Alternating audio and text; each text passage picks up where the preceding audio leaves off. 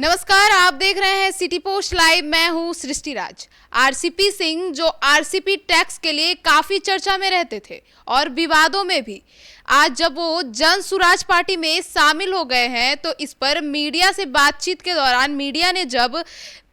प्रशांत किशोर से यह सवाल पूछा कि आप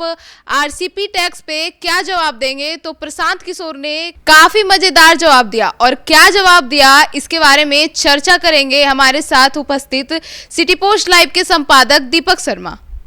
देखिए, उन्होंने जो जवाब दिया वो जवाब यह है कि जो व्यक्ति अपने लिए एक घर नहीं खरीद पाया वो आरसीपी टैक्स क्या लेगा।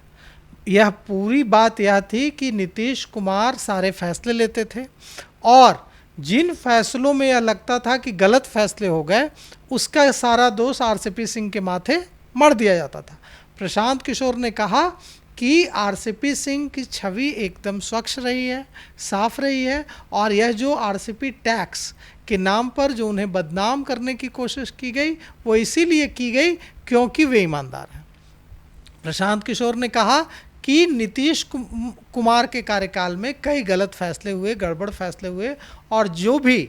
गड़बड़ फैसले होते थे उसका ठिकरा आरसीपी सिंह के सिर पर फोड़ दिया जाता था। यही वजह है कि जिसके साथ भी कुछ गलत हुआ वो आरसीपी सिंह को विलेन मानने लगा। जनसुराज के जो मुखिया हैं, जनसुराज के सूत्रधार प्रशांत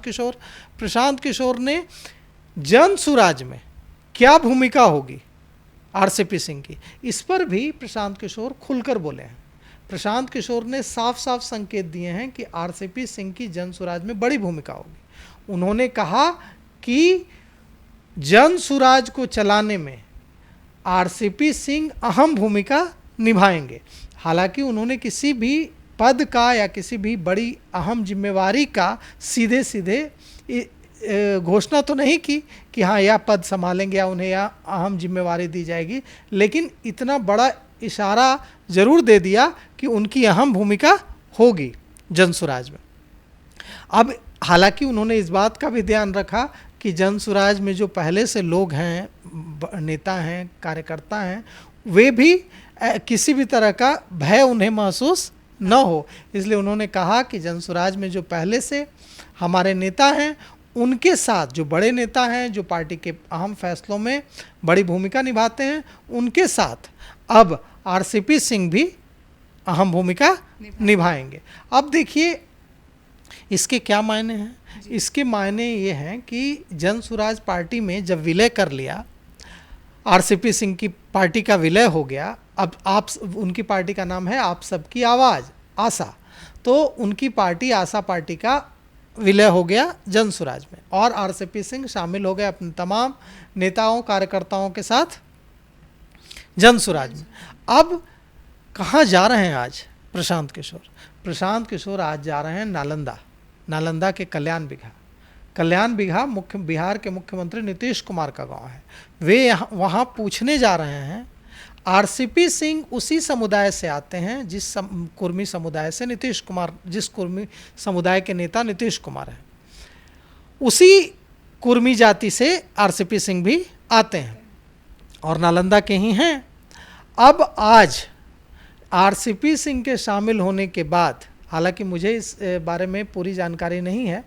लेकिन पूरी इसकी संभावना है, जो हमारे सूत्र बता रहे हैं कि आरसीपी सिंह भी जा सकता है प्रशांत किशोर के साथ नालंदा। अब जब आरसीपी सिंह और प्रशांत किशोर नालंदा पहुंचेंगे और वहां जाकर कल्याण बिघा और आसपास के गांव में जाकर,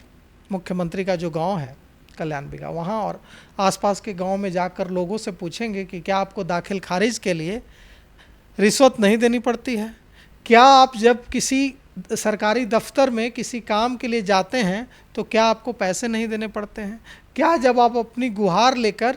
थाने जाते हैं तो पुलिस आपसे अच्छा व्यवहार करती है और पैसों की मांग नहीं करती है, तो क्या आपके बच्चों को रोज़गार के लिए दिल्ली, मुंबई, बेंगलोर नहीं जाना पड़ता है, हैदराबाद नहीं जाना पड़ता है, क्या आपके बच्चों को बिहार में रोज़गार मिल पा रहा है, क्या आपके घर में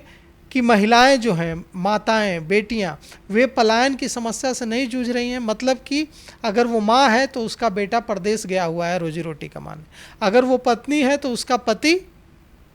परदेश गया हुआ है, हैदराबाद, बेंगलोर, दिल्ली गया हुआ है, मुंबई गया हुआ है पैसे कमाने, तो वे जाकर ये जो दुखती रग है ना पलायन की, इस पर हाथ रखने की कोशिश करेंगे और लोगों की संवेदना को छूने की कोशिश करेंगे और नालंदा के जरिए पूरे बिहार को यह मैसेज देने की कोशिश करेंगे कि जब नालंदा में यह हालत है तो सोचिए कि पूरे बिहार में क्या हालत होगी। और देखिए, आरसीपी सिंह जनता दल यूनाइटेड के राष्ट्रीय अध्यक्ष रहे हैं, केंद्र सरकार में मंत्री रहे हैं, और आरसीपी सिंह ने आज कुछ बड़े संकेत भी दिए। आरसीपी सिंह ने कहा कि देखिए, यह खबर फैलाई जाती है कि सब कुछ तो चला गया झारखंड में,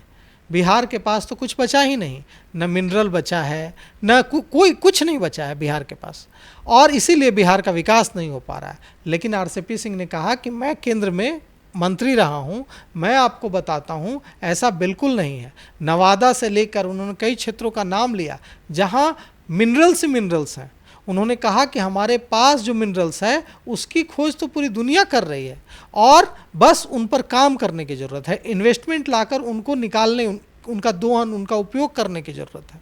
और यह तभी होगा जब ईमानदार नीयत वाली पार्टी आएगी। प्रशांत किशोर से जब यह पूछा गया आज कि आपका अगर आपकी सरकार बनती है तो मुख्यमंत्री कौन होगा, तो प्रशांत किशोर ने इस पर भी मज़े ले लिए। प्रशांत किशोर ने कहा कि देखिए, ऐसा है कि आप इतना तो मानने लगे हैं कि मेरी जो हमारी जो पार्टी है उसकी सरकार बिहार में बन सकती है, और जब हमारी पार्टी को चुनाव में बहुमत मिलेगा तो उसके बाद हम लोग मुख्यमंत्री भी चुन लेंगे, उसकी चिंता मत कीजिए। तो कुल मिलाकर यह बात है कि आज नालंदा दौरा जो है उसके पहले यह सहयोग नहीं है कि नालंदा दौरे से पहले, हालांकि आरसीपी सिंह ने कहा कि आज रविवार का दिन है, भगवान सूर्य का दिन है, और आज मैंने अपनी पार्टी का विलय कर लिया जनसुराज में। एक सप्ताह पहले तक मुझे पता भी नहीं था कि मेरी पार्टी का विलय हो जाएगा। लेकिन सच यह है कि दोनों के बीच लंबे समय से बातचीत चल रही थी, आरसीपी सिंह और प्रशांत किशोर के बीच। और इस बातचीत जब नालंदा जा रहे हैं, नालंदा से ही आते हैं आरसीपी सिंह, तो नालंदा जाने के ठीक पहले आरसीपी सिंह शामिल हो चुके हैं, और इससे जो जिस ताकत से जा रहे हैं प्रशांत किशोर नालंदा, उनकी ताकत और बढ़ जाएगी और जोश बढ़ जाएगा। तो सुना आपने कि हमारे संपादक ने क्या जानकारी दी हमें कि आरसीपी सिंह और प्रशांत किशोर की पार्टी विलय कर चुकी है, और आरसीपी सिंह के टैक्स के मामले पर भी प्रशांत किशोर ने काफ़ी मज़ेदार जवाब दिया। तो फिलहाल इस खबर में इतना ही। आगे की खबरों के लिए जुड़े रहिए सिटी पोस्ट लाइव के साथ। धन्यवाद।